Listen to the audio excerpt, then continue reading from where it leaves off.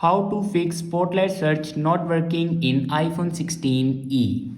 So let's start the video. First of all, check your internet connection works properly or not. So here, check my internet connection works properly.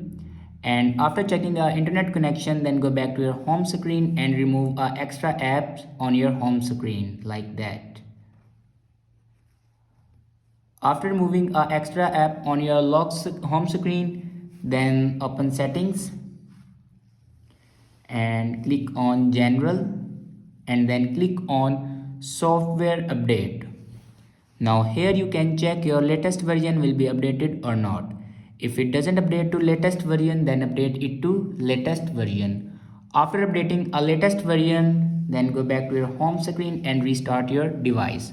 For restart your device, press and hold volume down button and power button at the same time.